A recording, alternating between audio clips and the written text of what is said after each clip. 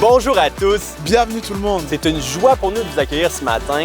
Et puis écoutez, alors que l'été est entamé, Issa et moi, on voulait savoir qu'est-ce que vous avez prévu pour vos vacances? Alors pour nos amis français, les gens de l'Ouest, est-ce que vous allez faire peut-être un surf ou manger des bonnes crêpes bretonnes? Les gens du Sud, aller sur les plages à Biarritz, vous promener ou manger une bonne bouillabaisse pour les amis marseillais? Ou les gens de l'Est, manger une choucroute ou traverser la frontière pour aller en Allemagne? Yes! Ou ceux qui sont au Canada, peut-être que vous avez prévu de réaliser votre rêve, enfin, de traverser les Amériques en voiture du Canada au Chili, peut-être. Alors écrivez-nous dans le chat quels sont vos projets pour cet été, on veut l'apprendre. Yes! Et nous sommes actuellement dans la série Découvrir Jésus où nous traverserons durant l'été l'évangile de Jean. Nous sommes convaincus que ça va vous encourager, vous bénir et vous édifier dans votre communion personnelle avec lui. Oui, et puis comme à chaque matin, comme à chaque dimanche, on est en direct sur YouTube et sur Facebook, alors n'hésitez pas à partager la réunion. Et on va commencer par un temps de louange. Nous allons chanter et exprimer notre reconnaissance à Dieu,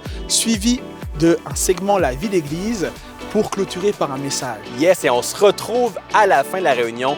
Alors, on vous souhaite à tous et à toutes une bonne réunion. Bonne réunion.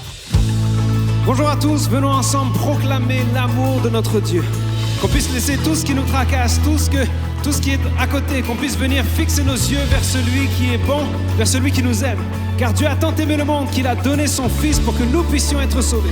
Alors qu'aujourd'hui, on puisse prendre notre liberté et proclamer son nom ensemble.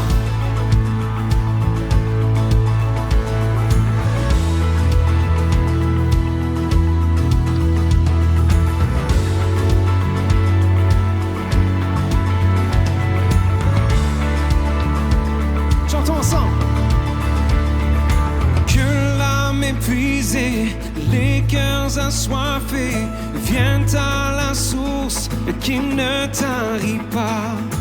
Venez écouter, lui seul peut vous combler. Que tous les pécheurs découvrent sa grâce. Quand sa demeure, ils trouvent leur place. Venez trouver ce que vous recherchez. On le proclame ensemble, car Dieu a tant aimé chacun de nous qu'il a donné son Fils pour nous sauver. Et ceux qui croiront en lui vivront à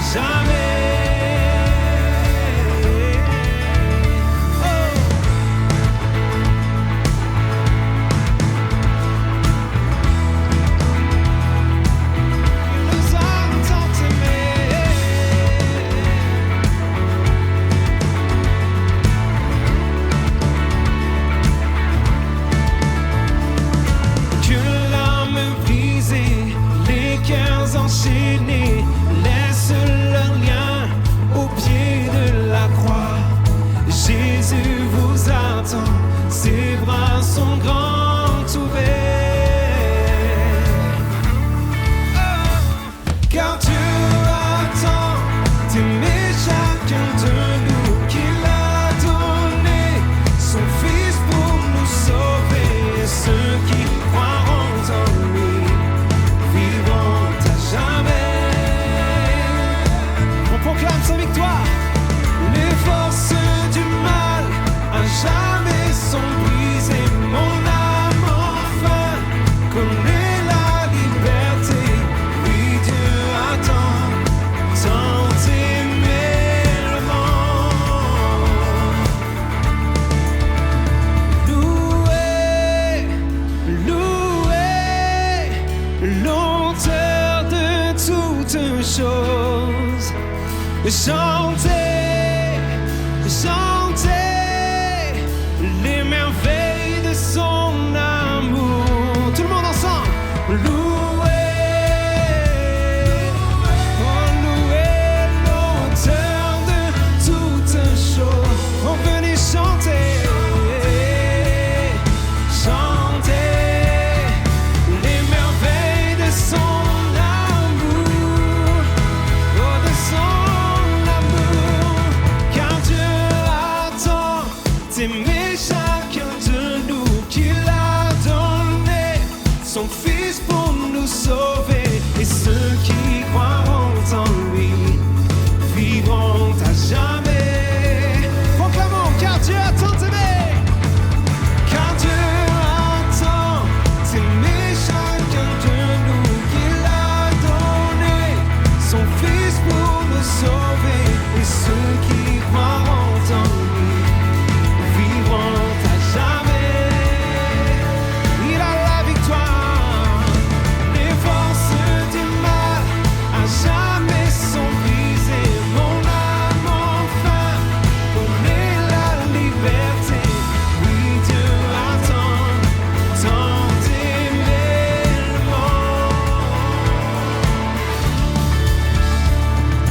Que l'âme brisée, les cœurs enchaînés laissent leur lien au pied de la croix. Oui, Dieu attend tant d'aimer le monde. Yeah.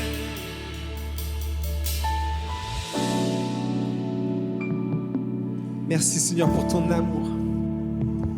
Tu nous as tant aimés. Nous sommes éblouis par toi, Seigneur.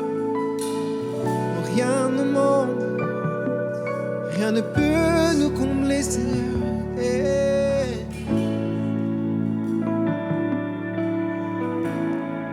Captivé par ta présence, je désire rester à tes pieds. Captivé par ta sainte présence, je veux m'abandonner. Je ne cherche pas ta main, non, non. Tu ne me dois rien, tu m'as comblé. Au-delà de tout ce que tu peux faire, je veux ton cœur.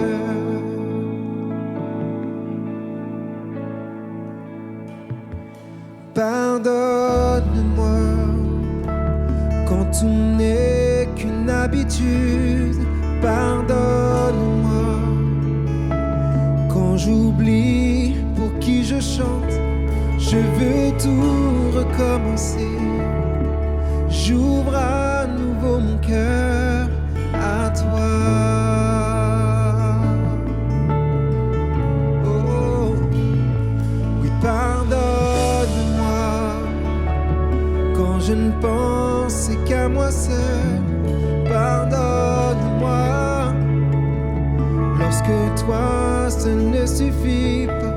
Je veux tout recommencer. J'ouvre à nouveau mon cœur à toi. Et ensemble, captivé par ta présence, yes. Je désire rester à tes pieds. Captivé par ta sainte présence, je veux m'abandonner. Je ne désire pas ta main, si je ne cherche pas ta main. Tu ne me dois rien, tu ne me dois rien, tu m'as comblé au-delà de tout ce que tu peux faire. Je veux ton cœur. Yeah.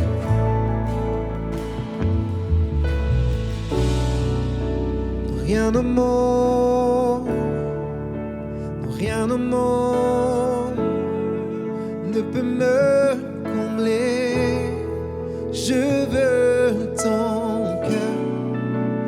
Rien au monde, rien au monde ne peut me combler. Je veux ton cœur. Rien au monde, non, non, rien au monde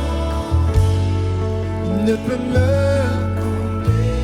Oh, je veux ton cœur. Rien au monde, non, non, non, non, rien au monde ne peut me combler. Je veux ton cœur. Rien, non, rien au monde, rien au monde ne peut me combler. Je veux ton cœur. Rien au monde, non, non, ne peut me combler. Hey! Je veux ton cœur. Rien au monde, rien au monde ne peut me combler. Je veux ton cœur. Rien au monde, rien au monde ne peut me combler.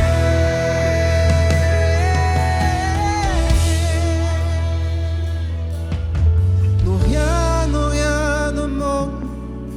Non, rien au monde ne peut me combler, Seigneur. Tu m'as tout donné, Jésus. Tu es ce dont j'ai besoin, Seigneur. Je veux ton cœur, Seigneur. Commence à adorer, commence à le louer chez toi. Je te donne ma vie, Seigneur. Tu as tout ce dont j'ai besoin, Seigneur. Aucun endroit ne m'est plus cher qu'auprès de toi, auprès de toi. Je veux rester dans ta lumière, auprès de toi, auprès de toi. Aucun endroit ne m'est plus cher qu'auprès de toi, auprès de toi. Je veux rester dans ta lumière, auprès de toi, auprès de toi. Aucun endroit ne m'est plus cher auprès de toi, auprès de toi, auprès de toi. Je veux rester dans ta lumière, auprès de toi, auprès de toi.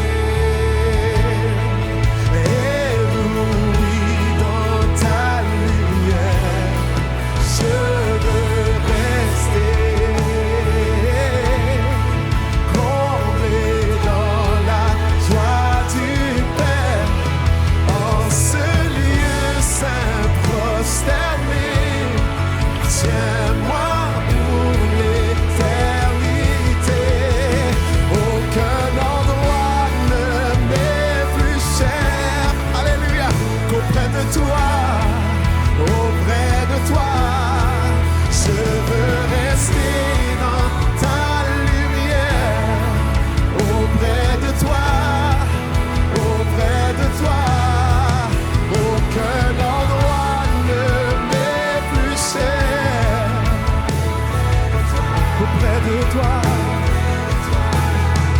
Je veux rester dans ta lumière, auprès de toi. Auprès de toi, près de ton cœur. Je veux rester là. Dans ta présence, oh, oh, oh. Je veux rester là, rester près de toi. Oui, je veux rester. Oh, ta présence, Seigneur Dieu. Dans ta présence, je veux rester.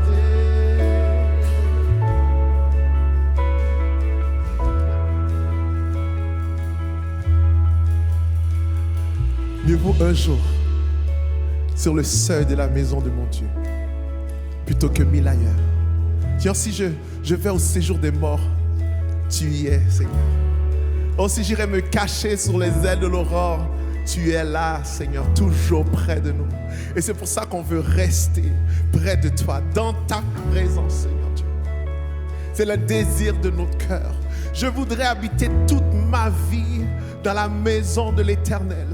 Pour contempler, alléluia, oh, pour te contempler, Seigneur Dieu, pour contempler tes œuvres, pour contempler sur tout ce que tu fais dans nos vies, Seigneur Dieu, pour contempler tout ce que tu as créé, alléluia, depuis la fondation du monde, Seigneur Dieu, et pour contempler la créature que nous sommes, alléluia. Nous bénissons ton nom, nous t'élevons pour ta sainte présence.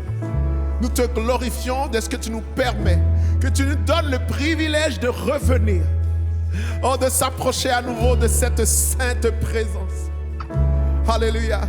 Oh, tu ne demandes pas des sacrifices, simplement un cœur disposé. Ce matin, il y a quelqu'un qui a un cœur disposé, qui s'approche, alléluia. Et tu nous reçois. Merci de nous recevoir dans ta présence grâce à Jésus. Alléluia. Et nous entrons dans ta présence à nouveau, couverts par le sang de Jésus. Alléluia. Merci, Seigneur Dieu. Merci de nous recevoir dans ta présence. Je reviendrai là où coule l'espérance. Je reviendrai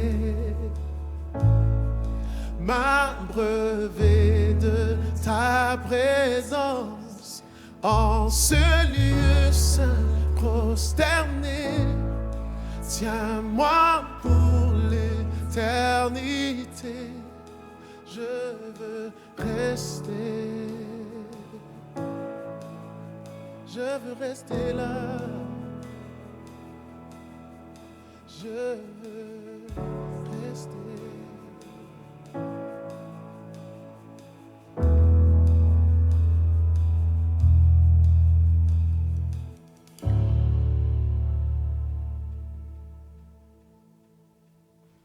Bonjour à tous, je vous souhaite la bienvenue à cette réunion du dimanche. Nous sommes tellement heureux de vous voir présents et connectés en si grand nombre alors que nous poursuivons notre thématique estivale « Découvrir Jésus, l'évangile de Jean sur tous nos sites ». On vous encourage à inviter vos amis à participer à cette série et à la partager autour de vous. Des centaines de jeunes étaient présents pour louer et prier Dieu lors du dernier rassemblement Nouvelle Vie Jeunes Adultes. Des jeunes de tous les sites étaient présents pour vivre des moments forts avec Dieu, alors que Sandra Kwame était présente pour animer la louange. Nous sommes tellement reconnaissants pour le ministère Nouvelle Vie Jeunes Adultes qui organise des soirées pour édifier, développer la foi de nos jeunes. Au nom du département Nouvelle Vie Ados, un petit message à tous les parents d'ados et tous les ados. On veut vous inviter pour un rassemblement qui aura lieu le 29 juillet à 19h à Longueuil. Ce sera une soirée pour tous les sites alors qu'on va vivre des moments forts dans la présence de Dieu. On va y avoir des jeux, des surprises, du chilling entre ados. Alors notez la date du 29 juillet 19h à Longueuil. C'est un rendez-vous. L'équipe des coms recrute. Le département des communications de l'Église Nouvelle Vie de Longueuil est à la recherche d'une adjointe administrative pour combler l'équipe. Si vous désirez plus d'informations, on vous donne rendez-vous sur notre site internet ou alors envoyez-nous directement votre CV à carrière@nouvellevie.com. Notre engagement envers Haïti se poursuit alors que le pays traverse une crise économique sans précédent. Dans les derniers jours, une distribution alimentaire a été organisée à l'église de Pasteur Cangé que nous supportons depuis plusieurs années. Une centaine de personnes ont pu recevoir la nourriture pendant ces temps difficiles. Mission Nouvelle Vie a aussi fait l'envoi d'un conteneur d'une valeur de 8 000 $ rempli de denrées alimentaires, produits d'hygiène et médicaments pour la clinique médicale que nous finançons. Merci pour votre soutien généreux qui nous permet d'aider de façon concrète des gens aux quatre coins de la francophonie et des milliers de familles du Québec au travers de nos organismes partenaires. Comme à chaque année, Action Nouvelle Vie se prépare actuellement pour le grand événement Retour à l'école qui aura lieu le 17 août prochain. Ce sont des milliers d'enfants issus des familles défavorisées qui vont recevoir toute l'aide et le matériel qu'ils ont besoin pour bien débuter leur année scolaire. Si vous désirez vous impliquer à cette magnifique journée et devenir bénévole, visitez le site d'Action Nouvelle Vie. Dans quelques instants, on va regarder ensemble une vidéo du retour à l'école de l'année dernière. On veut vous remercier pour votre soutien continu, pour votre générosité qui nous permet d'être généreux, qui nous permet de faire des événements et de briller dans notre communauté. On veut vous assurer que chaque sou est utilisé avec rigueur et on tient à vous remercier pour votre soutien. Merci de nous permettre d'être l'Église selon le cœur de Dieu. À Nouvelle Vie, il y a 4 façons simples et sécuritaires de donner. La première, c'est en visitant notre site don.nouvellevie.com, par virement Interac à don@nouvellevie.com ou en ajoutant Nouvelle Vie comme bénéficiaire auprès de votre institution financière ou par chèque à l'adresse qui s'affiche juste en dessous ou alors au kiosque d'infos de votre site. Merci pour votre générosité. On regarde ensemble la vidéo. Aujourd'hui, nous voulons semer l'espoir et la joie, spécifiquement durant cette crise de pandémie. Nous allons accueillir au-delà de 800 enfants et leurs familles. On va distribuer des beaux sacs à dos neufs remplis d'effets scolaires, des vêtements, des cadeaux. Et on fait ça vraiment dans une ambiance festive.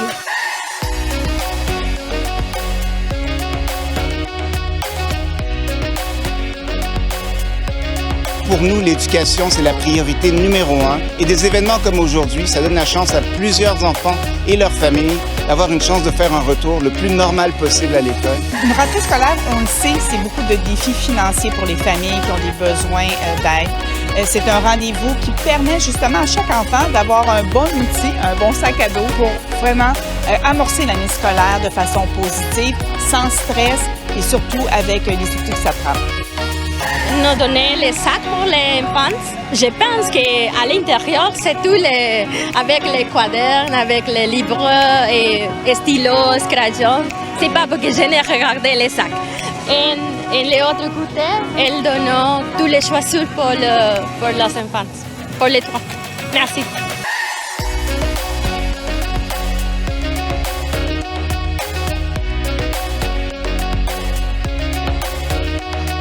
Nous allons également aider 2000 autres enfants par l'entremise d'écoles en milieu défavorisé pour distribuer une valeur de plus de 200 000 $. Au nom des 2800 enfants ainsi que leurs familles que nous allons aider, on vous remercie du plus profond du cœur. Merci aux 300 bénévoles qui nous ont prêté main forte cette semaine et un grand merci aussi à tous les partenaires et donateurs. C'est grâce à vous que nous pouvons faire tout ça ensemble.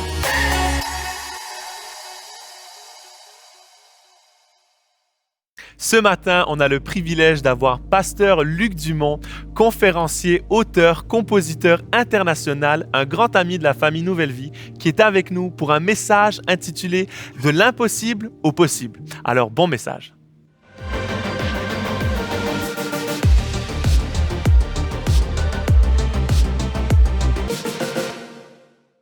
Bonjour à toute la famille Nouvelle Vie, à toi qui nous regarde. Peu importe où tu es dans la francophonie, je suis heureux d'être là aujourd'hui pour apporter un message qui, je crois, va impacter profondément ta vie. Pourquoi? Parce qu'aujourd'hui, nous parlons de la personne la plus extraordinaire, de la plus puissante, la personne suprême dans l'univers. On parle de Jésus-Christ. On va découvrir ensemble les œuvres de Jésus-Christ. Et à chaque fois dans ma vie où j'ai l'opportunité de parler de Jésus, il se passe quelque chose de très, très, très puissant. Le message aujourd'hui s'intitule « Comment passer de l'impossible à possible ». Et nous sommes dans une série sur l'Évangile de Jean, découvrir Jésus au travers de l'Évangile de Jean.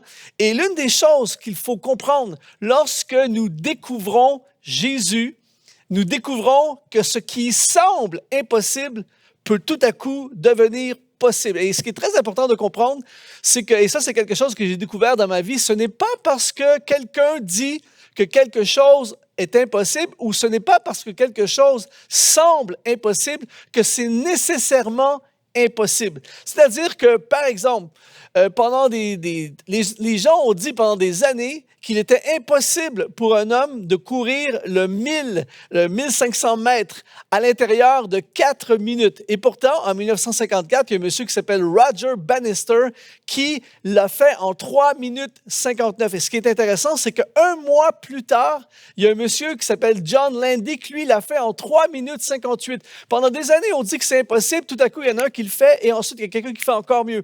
Même chose, pendant des années, en fait, les gens étaient persuadés qu'il était impossible pour l'homme de marcher sur la Lune.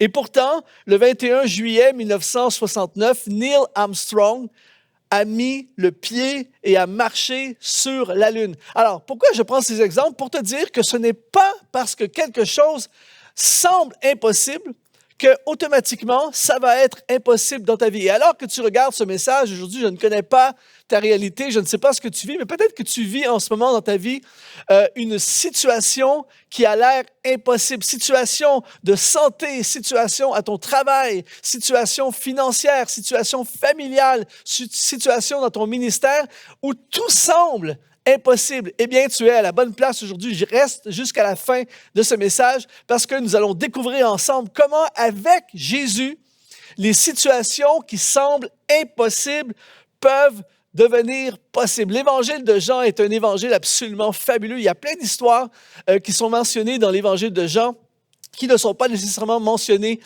dans les autres évangiles. Et l'Évangile de Jean met beaucoup d'emphase sur des trucs, entre guillemets, spectaculaires, des œuvres absolument extraordinaires de Jésus-Christ. Et aujourd'hui, je veux t'entraîner, t'inspirer, t'amener dans un voyage où on va ensemble découvrir cet être absolument exceptionnel qui est Jésus-Christ. Quand tu vois Jésus, quand tu découvres Jésus, ta vie ne peut plus jamais être la même. Alors aujourd'hui, comment passer de l'impossible à possible? La première chose qu'on va regarder ensemble aujourd'hui, c'est que pour passer de l'impossible à possible, il faut voir grand. La première étape, voir grand. C'est-à-dire que quand tu as un face-à-face avec Jésus, quand tu rencontres Jésus face à face, que ce soit pour la première fois ou même si tu l'as déjà rencontré, même si tu le connais peut-être depuis plusieurs années, quand tu as une rencontre avec Jésus, il se passe quelque chose, ta vision change. Ta vision de la vie, ta vision de ta situation, ta vision des autres,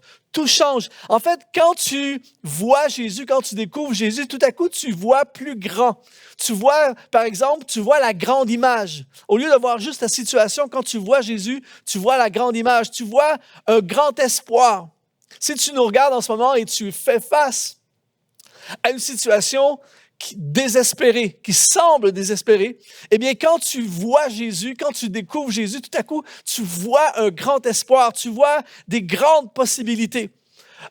Quelqu'un, par exemple, qui est dans le ministère et qui sert Jésus, mais qui connaît Jésus, va voir inévitablement des grandes possibilités, va voir des grands miracles. Et c'est pour ça que découvrir Jésus devrait être une priorité dans notre vie parce qu'on ne verra plus jamais la vie de la même façon. Alors, la première étape pour passer d'une situation impossible à une situation possible, c'est de voir grand, de voir plus grand. Dans l'Évangile de Jean, par exemple, au chapitre 6, on va lire quelques textes ensemble. Tout notre enseignement aujourd'hui est tiré principalement de l'Évangile de Jean. Jean, chapitre 6, versets 1 et 2, il dit « Après cela, Jésus s'en alla de l'autre côté de la mer de Galilée, de Tibériade. » Écoute bien ceci. Une grande foule le suivait parce qu'elle voyait les miracles qu'il opérait sur les malades. Et là, peu importe qui tu es aujourd'hui alors que tu regardes ce message, il faut que tu captes ceci. Jésus égale grande foule. Ça dit ici, une grande foule le suivait. Et le mot « grand » ici qui est utilisé, la Bible a été écrit, le Nouveau Testament a été écrit en grec et il a été traduit pour nous, évidemment, en français. Mais quand on va voir le texte original, « grande foule », le mot « grand », le mot grec est le mot « pollus ».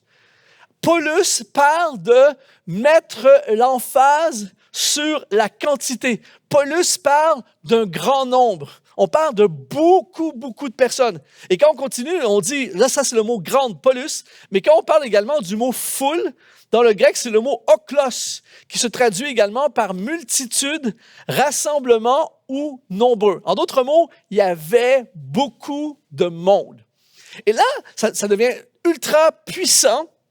Et c'est un message que ça me parle, et j'espère que ça va te parler à toi aussi, c'est que je vais dire quelque chose de troublant aujourd'hui. Et particulièrement pour les leaders chrétiens, tout ça, je vais dire quelque chose de troublant.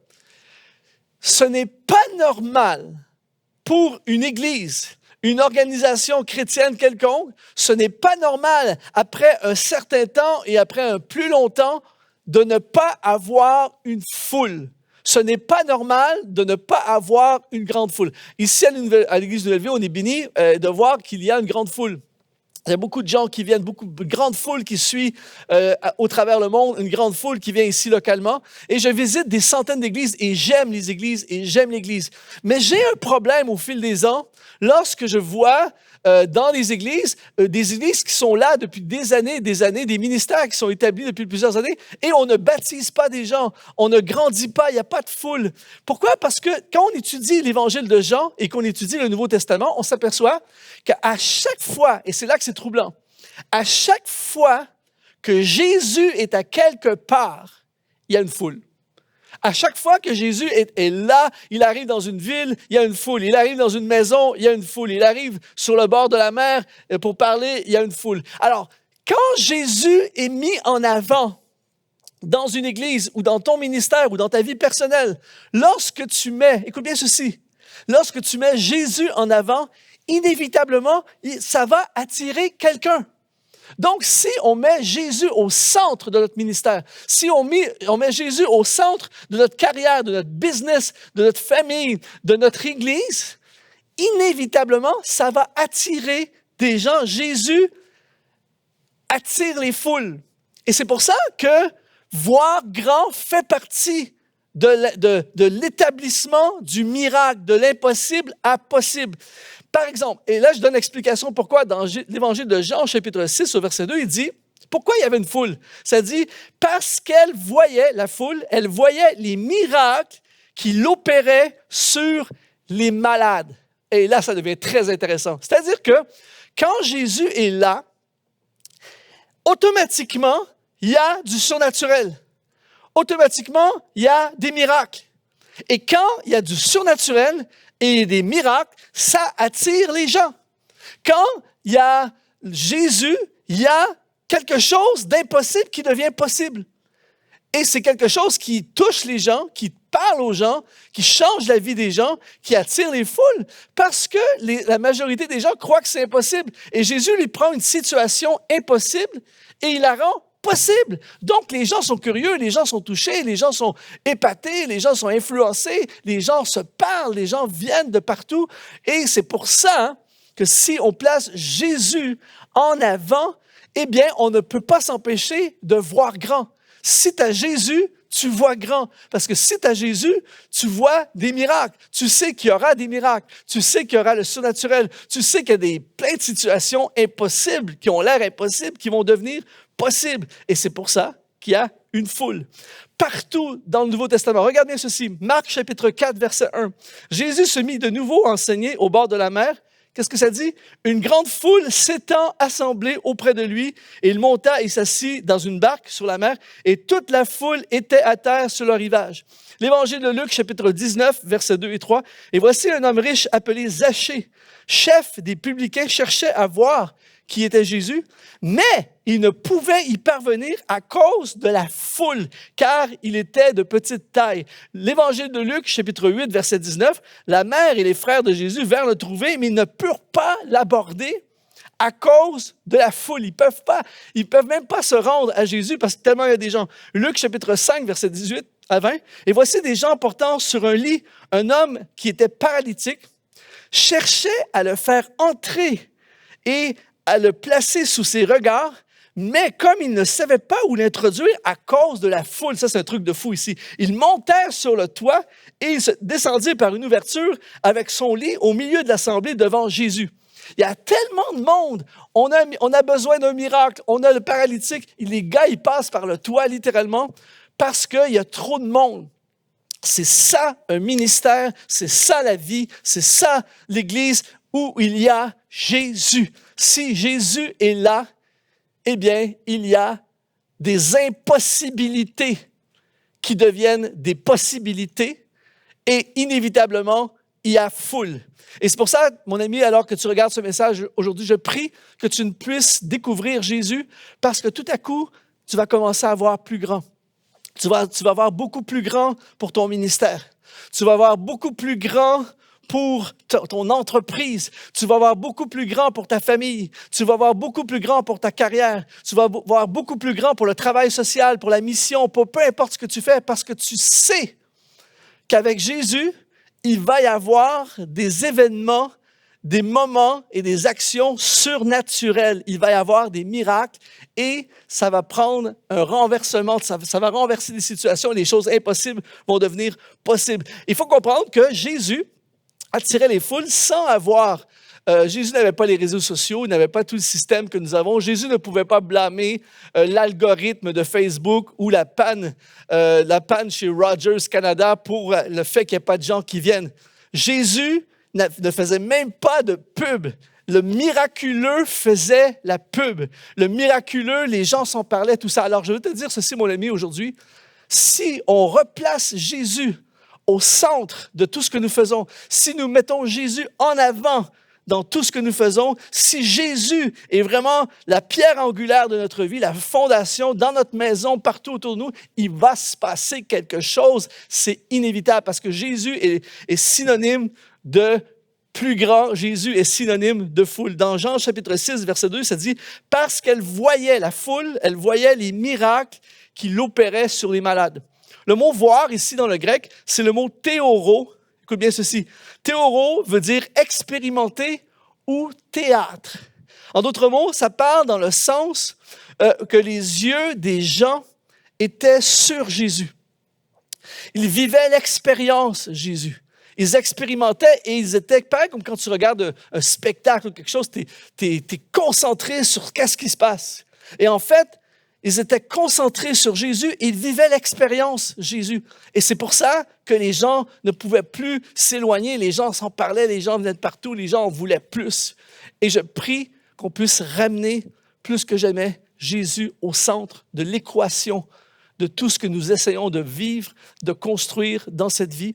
Tout à coup, il va y avoir un changement d'atmosphère dans nos vies. Il va y avoir un changement d'environnement autour de nous. Pourquoi? Parce que des situations impossibles vont devenir possibles. Alors aujourd'hui, je ne sais pas quelle est ta vision des choses. Je ne sais pas quelle est ta vision de la vie, mais il faut commencer à voir plus grand. Il faut commencer à mettre Jésus de l'avant, de sortir de cette vision limitée dans laquelle nous sommes et commencer à mettre Jésus de l'avant. Ici, il parle, la foule voyait les miracles. Le mot miracle, en grec, c'est le mot séméion, qui parle de signe, distinction, indication ou authentification. Écoute bien ceci. C'est que, en fait, les miracles qui venaient avec Jésus, que Jésus opérait, eh bien, c'était comme, en langage contemporain, aujourd'hui, on appellerait ça, c'était comme une marque de commerce, un branding de Jésus. C'est-à-dire que quand Jésus est là, ça veut dire des miracles. Ça veut dire, c'est comme connecté. Aujourd'hui, on met beaucoup d'emphase, on parle beaucoup de ça dans la publicité, dans le commerce. On appelle ça les marques de commerce ou le branding. Par exemple, il y a des marques célèbres qu'on connaît. Si, par exemple, on regarde McDo, ça veut dire restauration rapide. Quand on pense à Louis Vuitton, on pense à luxe. Quand on pense à Apple, on pense à technologie. La marque représente quelque chose. Le branding, en fait, c'est ce que représente la marque. Qu'est-ce que ça veut dire pour les gens, la marque? Et les marques investissent énormément pour trouver des slogans. Et j'ai sorti, juste pour qu'on regarde, c'est très spécial, j'ai sorti quelques slogans célèbres. Par exemple, on prend la marque L'Oréal. Ils disent, leur slogan, c'est « parce que nous le valons bien ». Nike, c'est « just do it », fais-le tout simplement. Air France, eux, c'est « faire du ciel le plus bel endroit sur la terre ». Apple, leur slogan, c'est « penser différemment ». Disneyland, c'est l'endroit le plus heureux sur terre. Et Airbnb, c'est appartenir n'importe où. Vous possédez quelque chose n'importe où. En fait, ce sont tous des excellents slogans pour la plupart d'entre eux. Mais aujourd'hui, quand on pense à ces slogans, en fait, c'est ce qu'ils veulent représenter, c'est ce que leur entreprise représente. Mais j'ai quelque chose de plus grand aujourd'hui à présenter. J'aimerais dire à quelqu'un qui regarde en ce moment, Jésus, lui, c'est l'impossible devient possible.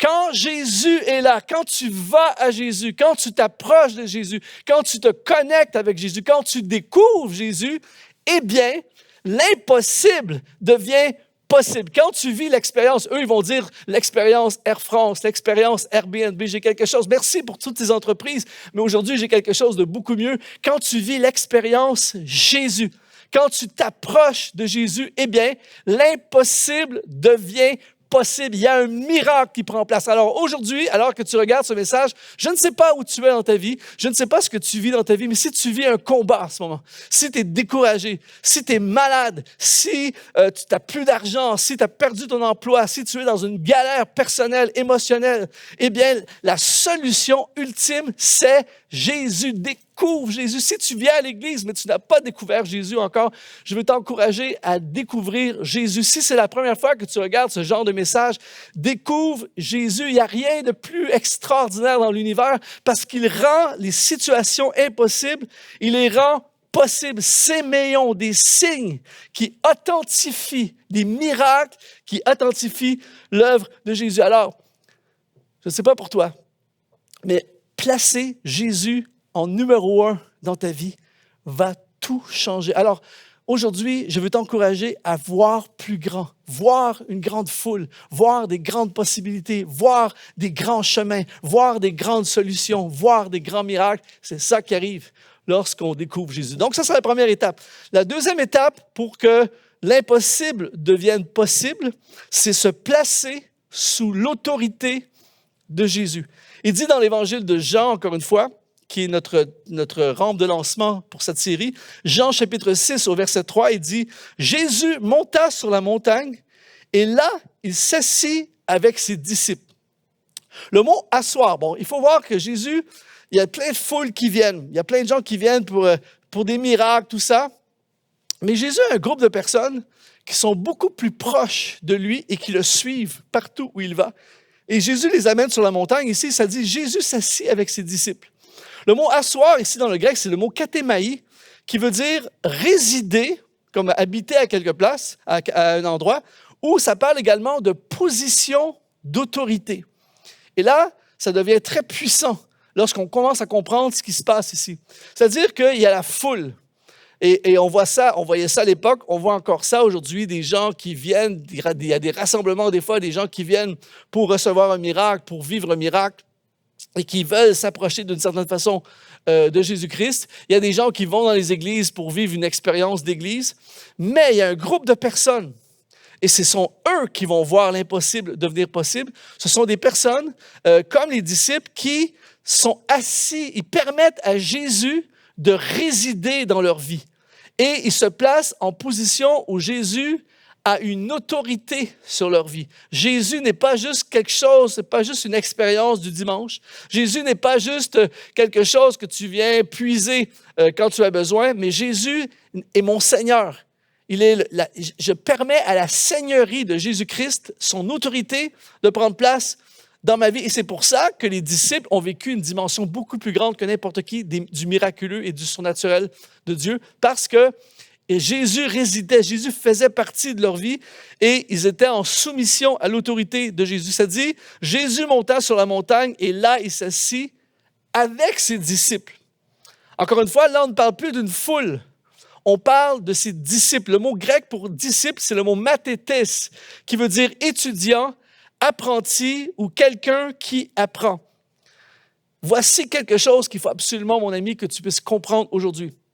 C'est que les disciples était en mode « Jésus, tu es notre autorité et on veut apprendre de toi. » Et Jésus était constamment en train de leur enseigner des principes. Et il y a des miracles et il y a des choses surnaturelles que nous ne pouvons pas apprendre à moins de les apprendre de celui qui sait exactement quoi faire.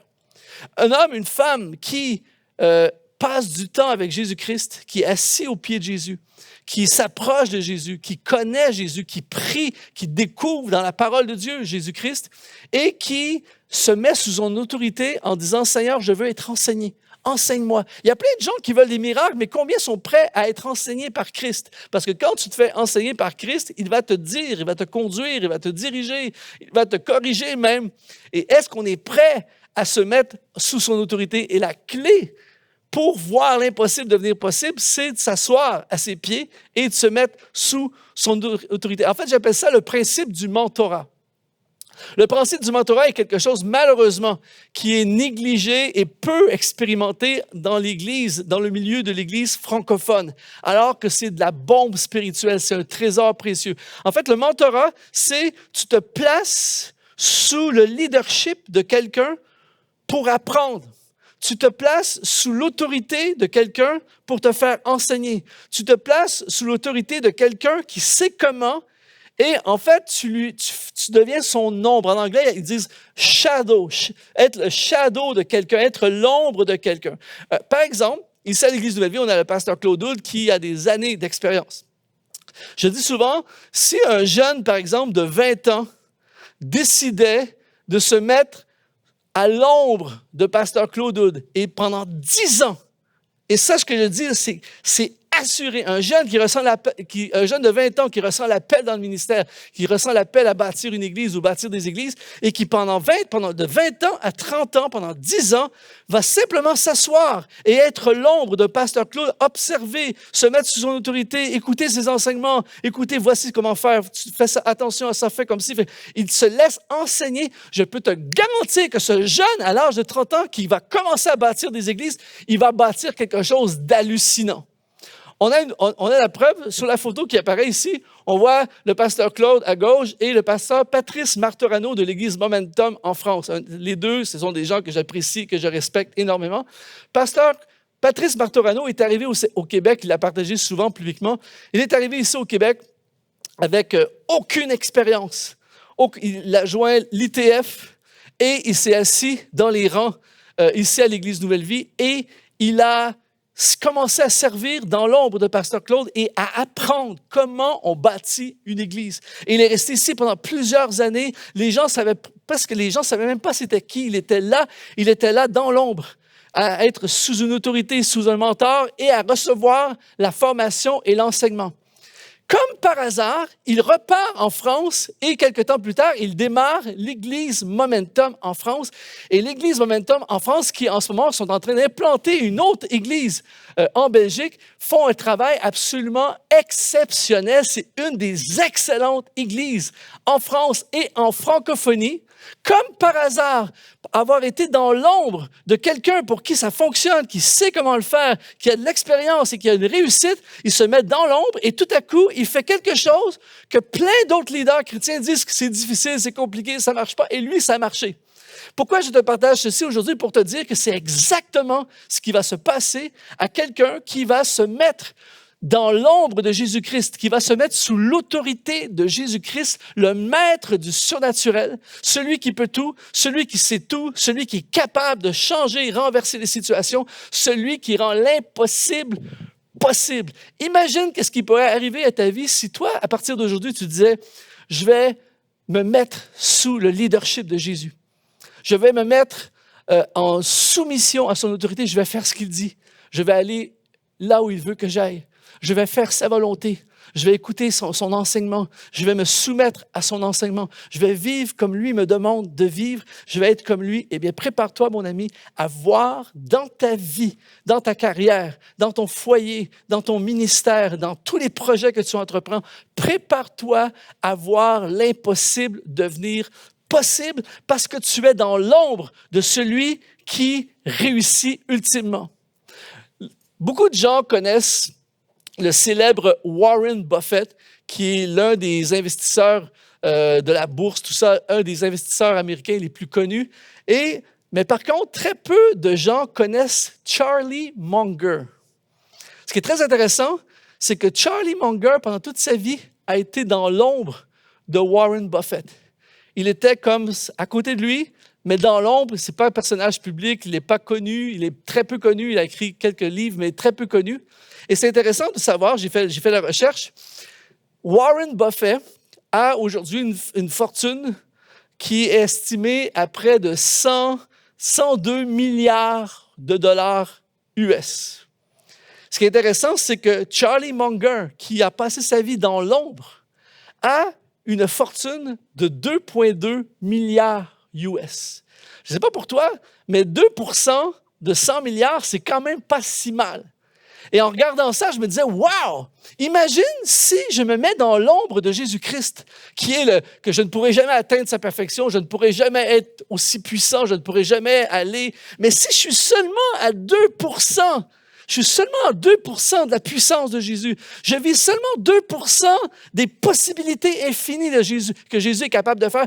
Crois-tu, mon ami, qu'on ne va pas réussir à remporter des victoires dans nos vies? On va triompher des combats, on va marcher sur les eaux, on va voir les forteresses tomber, on va voir des guérisons surnaturelles arriver, on va voir des portes s'ouvrir, on va voir des impasses devenir des chemins, on va voir des impossibilités devenir des grandes possibilités. Pourquoi? Pas parce qu'on a le mérite, on est juste dans l'ombre de celui qui peut, de celui qui est capable et de celui qui va le faire. Alors que tu regardes ce message aujourd'hui, sois fortifié, sois encouragé. Il n'y a rien qui est impossible. Il n'y a rien qui semble insurmontable. Aucune situation financière, aucune situation de tempête, d'obstacles, d'épreuves, d'attaques, de combats, de vallées profondes, de toutes sortes de choses qui viennent contre toi. Il n'y a rien que Jésus ne peut pas renverser, que Jésus ne peut pas solutionner. Il n'y a aucune situation où Jésus ne peut pas intervenir. Pourquoi? Parce que c'est ce qu'il est. Il rend l'impossible possible. Alors toi et moi, on va s'asseoir au pied de Jésus. Et on va devenir son ombre. On va être dans l'ombre de ce qu'il fait et on va être sous son autorité. On va respecter son autorité, on va l'honorer et on va écouter ce qu'il dit et on va voir des choses absolument incroyables.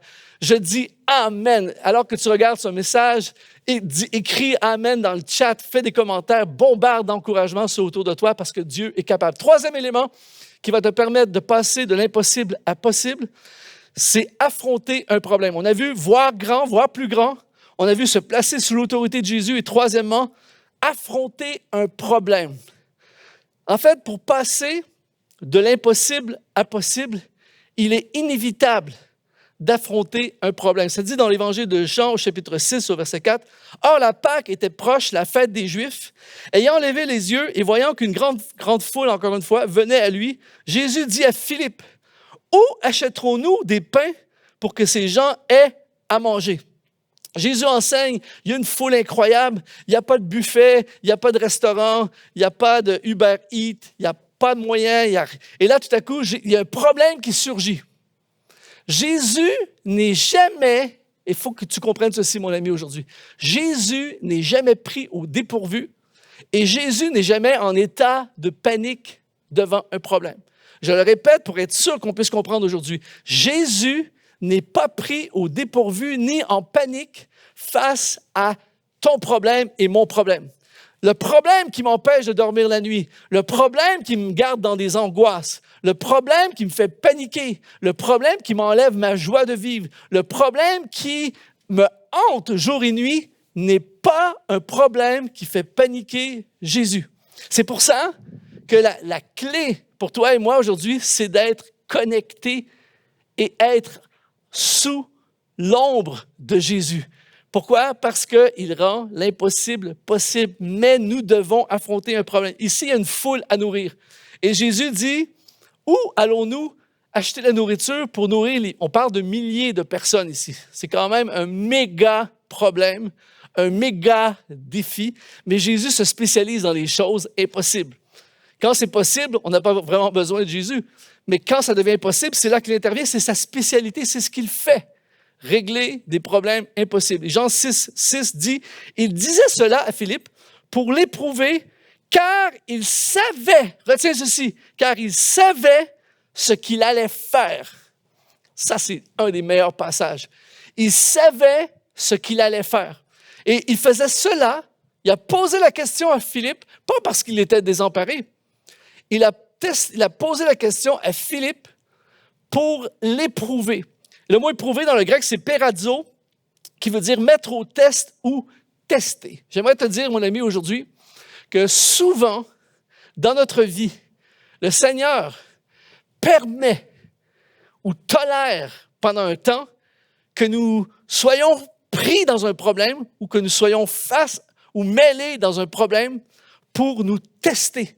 Souvent, nos problèmes, c'est pas pour nous détruire. En fait, nos problèmes ne sont jamais pour nous détruire. Quand tu as Christ au centre de ta vie, c'est pas pour te détruire, c'est souvent pour te tester. Jésus aurait pu simplement dire à ses disciples, les disciples, regardez bien ce qui va se passer. Il y a des milliers de personnes. Vous savez, je suis Jésus-Christ. J'ai la puissance absolue. J'ai accès aux anges. J'ai accès au ciel. Tout ça. Regardez-moi faire le buffet des buffets. On va nourrir la multitude. Ça va être hallucinant. Vous allez être épatés. Jésus, on sait très bien qu'il aurait pu faire ça. Mais Jésus, à la place, il préfère tester la foi de Philippe et des disciples. Et il les teste et il dit, où est-ce qu'on va trouver, où est-ce qu'on va acheter la nourriture pour nourrir cette foule. Et ce qui est intéressant, c'est que ça dit au verset 6 du chapitre 6 de Jean, il disait ça pour le prouver, car il savait ce qu'il allait faire. Jésus sait qu'il va y avoir, pour ceux qui ont déjà lu l'histoire, on sait qu'il va y avoir une multiplication, on sait le punch. Jésus connaît le punch. Et il sait qu'il va y avoir une multiplication des pains et que tout le monde va manger. Ils vont tellement manger qu'ils vont ramener des paniers. Tout le monde va être rassasié. Il va y avoir trop de nourriture. Jésus le sait déjà. Il sait déjà comment ça va se passer. Il sait déjà ce qu'il va faire. Toi et moi, on est pris en ce moment peut-être dans une situation. Tu viens de perdre ton emploi. Ta situation familiale est catastrophique. Ta santé, tu viens d'avoir un rapport du médecin négatif. Ton patron, l'économie, ton business est en chute libre. Les contrats étaient annulés. C'est la panique dans ton église, une situation dans l'église, une catastrophe, une crise, une épreuve, un truc. Toi et moi, on n'a aucune idée de ce que nous allons faire. Et c'est ça qui fait qu'on panique. C'est ça qui fait que j'ai peur. C'est ça qui fait que je dors plus la nuit. C'est ça qui fait que j'ai perdu ma joie. Je suis de mauvaise humeur. Je suis hanté. J'ai plus ma joie de vivre. C'est ça qui fait que je ne sais pas ce que je vais faire et je ne sais pas quoi faire. Mais c'est différent pour ceux qui ont découvert Jésus-Christ. Celle qui a découvert Jésus-Christ, il vit le même problème. Mais il est connecté avec Jésus. Donc, je ne sais pas ce qui va arriver, mais Jésus sait ce qu'il va faire. Il n'y a plus d'argent dans le compte bancaire, mais Jésus sait ce qu'il va faire. Il n'y a plus de contrat, mais Jésus sait ce qu'il va faire. Je n'ai plus la santé, mais Jésus sait ce qu'il va faire. Il y a un problème avec mes enfants, il y a un problème à l'école, mais Jésus sait ce qu'il va faire. C'est pour ça que je me rapproche de Jésus. Je me connecte sur Jésus. Je m'abandonne à Jésus. Je crie à Jésus. Je reste proche de lui dans son ombre. J'écoute. Je suis sous son autorité. Je vois plus grand. Je sais qu'il y a quelque chose de plus grand. Je sais qu'il va faire au-delà de la situation parce que Jésus est celui qui rend l'impossible possible. La situation impossible, c'est un scénario idéal pour une intervention de Jésus. C'est ça qu'il fait. Il rend l'impossible possible. Il savait ce qu'il allait faire. Alors, Philippe, s'il avait vraiment connu Jésus, si Philippe avait vraiment été dans cet état d'esprit de « je suis avec celui qui rend l'impossible possible », il aurait dit « Jésus me dit, où allons-nous acheter la nourriture? Est-ce que Jésus fait une blague? » Parce qu'on sait très bien, c'est ça qu'il aurait dû dire Philippe, on sait très bien que Jésus est capable. Il n'y a pas de nourriture et il nous dit où est-ce qu'on va l'acheter? Je ne sais pas, il n'y a pas de magasin. Mais je sais, en fait, je ne comprends rien de ce qui se passe, mais une chose que j'ai compris, Jésus rend l'impossible possible. Là, il y a une foule. Alors moi, Philippe aurait dit, si Philippe avait vraiment été connecté, il aurait dit, Jésus, je ne sais pas comment ça va faire, mais tu es celui qui ressuscite les morts. Tu es celui qui guérit les malades. Tu es celui qui chasse les démons. Je t'ai vu chasser des démons. Je t'ai vu parler à une tempête. Je t'ai vu dire, tempête, calme-toi. La tempête calme. Je t'ai vu inviter Pierre. Pierre a commencé à marcher sur les eaux. Je t'ai vu faire toutes ces choses-là. Donc, qu'est-ce que c'est pour toi de nourrir une multitude? Donc, dis-nous quoi faire et on va le faire. Mais c'est pas ça qu'il a fait. Il était en mode panique. Il était en mode, qu'est-ce qu'on va faire? J'ai vécu une expérience spéciale. Ceux qui me connaissent, vous savez que je ne suis pas tellement très habile au niveau des travaux manuels. Ce n'est pas quelque chose que j'ai de la facilité à faire des travaux manuels dans une maison. Et chez moi, j'avais depuis 2 ans, vous savez, les clôtures sur le côté de la maison, vous savez, des portes de la clôture, souvent, c'est un genre de petite clé comme ça qui permet de fermer la porte. Et en fait, elle s'est cassée et depuis, j'arrive plus à fermer la porte. Il a fallu que j'installe un truc pour attacher le truc. Tout ça, ça fait 2 ans que ça me fatigue. À chaque fois que j'arrive devant la porte, je ne sais pas quoi faire. J'attache, détache. C'est fatigant. Tout ça fait 2 ans que je vis ça. Et là, tout à coup, il y a quelque temps de ça, j'ai un ami qui est ultra habile de ses mains. Il fait des choses incroyables. Il répare tout. Et donc, il est venu chez nous pour faire des travaux, pour réparer des trucs. Et quand il est arrivé, je dis, en passant, j'ai un petit problème avec ma clôture, je n'arrive pas à la fermer, c'est cassé, c'est probablement, il va falloir changer la porte, tout ça. Et là, il a regardé le truc, puis il a dit, c'est bon, on va régler ça tout à l'heure à la fin. Puis je dis, ouais, mais si c'est un gros projet, on devrait peut-être faire ça en priorité. Non, ça va prendre 2 minutes, régler ça. Et là, je ne comprenais absolument rien parce que pour moi, il fallait changer la porte. Et lui, il savait ce qu'il allait faire. Et là, il a réparé les trucs dans la maison et à la fin, il est arrivé. Et là, il a simplement sorti un genre de tournevis. Il est arrivé, il a fait tac, tac, tac, tac. Je vais exagérer en disant que ça a pris 30 secondes. C'est probablement plus 15 ou 20 secondes, mais disons 30 secondes. 30 secondes plus tard, tac, tac, tac, c'est réparé. J'étais épaté. Ça fait 2 ans que je suis pris avec cette situation qui, pour moi, c'est impossible, il faut changer la porte. Mais lui, aussitôt qu'il a vu la situation, il savait ce qu'il allait faire. Alors, quand Jésus voit ta situation, quand Jésus voit tes peurs, ce qui te fait peur, quand Jésus voit tes enfants, quand Jésus voit tes factures à payer, quand Jésus voit ta situation avec ton travail, avec ton patron intolérable, quand Jésus voit la crise que tu vis dans ton ministère, quand Jésus voit les injustices que tu vis, quand Jésus voit l'impasse que toi, tu ne sais pas quoi faire, il sait déjà ce qu'il va faire. Donc, tu n'as plus à porter l'angoisse, la panique. Tu te connectes, tu te rapproches de lui et lui va faire ce que toi et moi, on ne sait pas faire. Pourquoi? Parce que sa spécialité, ce qu'il est, c'est celui qui prend les situations impossibles et qui les rend possibles. Aujourd'hui, je veux t'encourager, là où tu es, dans le monde, littéralement, là où tu es en ce moment, avec ta situation, la situation que tu affrontes en ce moment, rappelle-toi de ceci. Dans quelques instants, après à la lecture de ce texte, Jésus va multiplier 5 pains et 2 poissons en un buffet pour nourrir plus de 5000 personnes. Il va tellement avoir de nourriture que les gens vont en avoir en surplus. C'est ce que Jésus fait.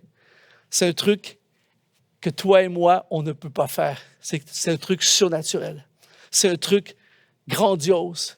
Et la Bible dit que Jésus-Christ est le même hier, aujourd'hui et pour l'éternité. Ce Jésus est encore là pour toi et moi aujourd'hui. Et c'est pour ça qu'on fait cette série « Découvrir Jésus ». On peut dire découvrir l'Église, c'est merveilleux l'Église Nouvelle Vie, et il y a plein d'autres églises qui sont des églises formidables dont on est fiers et qu'on aime de tout notre cœur. Mais je suis désolé, il n'y a rien de plus merveilleux que Jésus-Christ.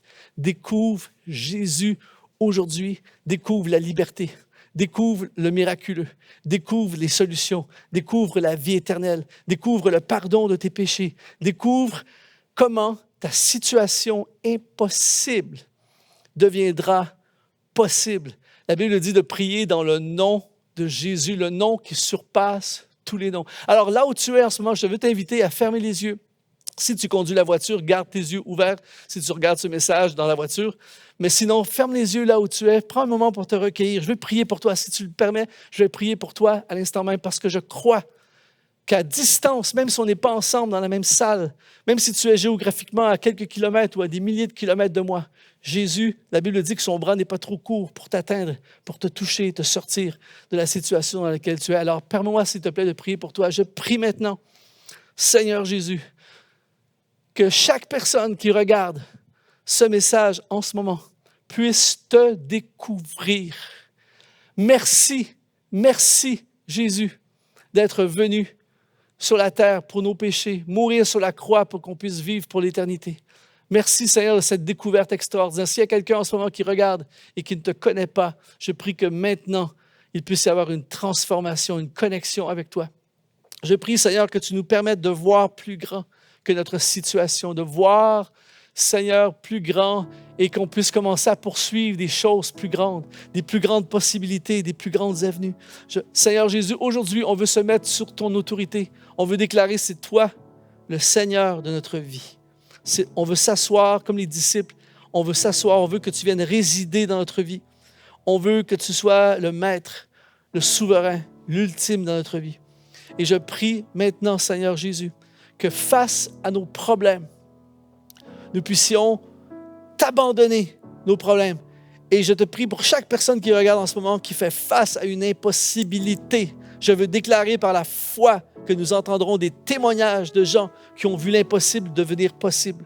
Parce que c'est ta spécialité, c'est ce que tu fais.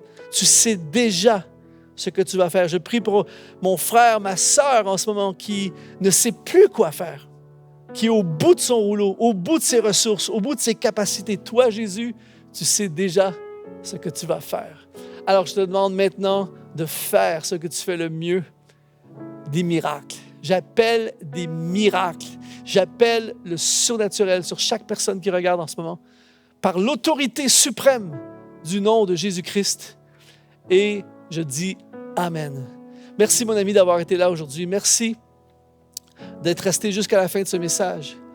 Et je veux t'encourager à plonger dans l'évangile de Jean, commencer à lire du début à la fin cet évangile absolument formidable. Et plus tu vas lire de page en page, tu vas découvrir la splendeur de Jésus, tu vas découvrir à quel point il est extraordinaire. Je veux t'encourager également à être sur la chaîne YouTube de l'Église Nouvelle Vie, où il y a toute cette série à chaque semaine de messages sur l'Évangile de Jean, découvrir Jésus au travers de l'Évangile de Jean. Et à travers chacun des messages, tu vas découvrir une dimension différente de Jésus-Christ. Et je peux t'assurer qu'avant la fin de cette série, ta vie sera transformée. Merci d'avoir été là aujourd'hui et sois béni au centuple et que la grâce de Jésus soit dans ta vie. Merci beaucoup. Si je dois retourner vers ce monde, annoncer ton grand amour, que ma fidélité reflète ce jour. Je reviendrai là où coule l'espérance. Je reviendrai m'abreuver de ta présence en ce lieu saint prosterné. Tiens-moi pour l'éternité.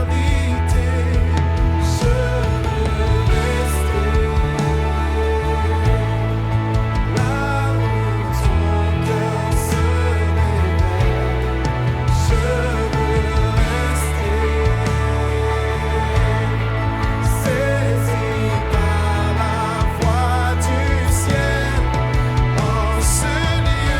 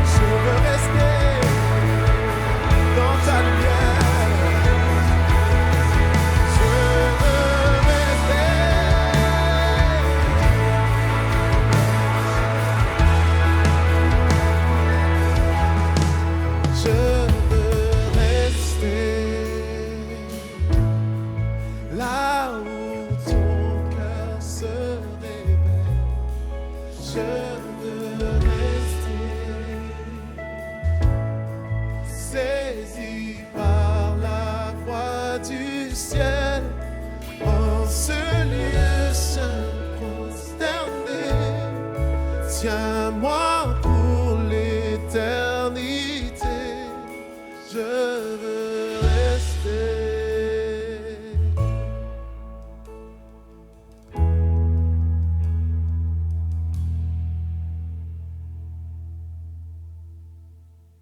Alors merci à toute l'équipe pour ce merveilleux temps et merci à vous, communauté en ligne, de nous avoir suivis ce matin. Oui, et si vous êtes nouveau dans la foi, n'hésitez pas à nous écrire à l'adresse qui apparaît au bas de l'écran. Un membre de notre équipe va se faire une joie de vous contacter à ce sujet-là. Et on se retrouve la semaine prochaine pour la suite de la série Découvrir Jésus, l'évangile de Jean. Yes, et restez connectés sur nos réseaux sociaux pour ne rien manquer de ce qui se passe à Nouvelle Vie. Alors, bonne semaine à tous! Bonne semaine!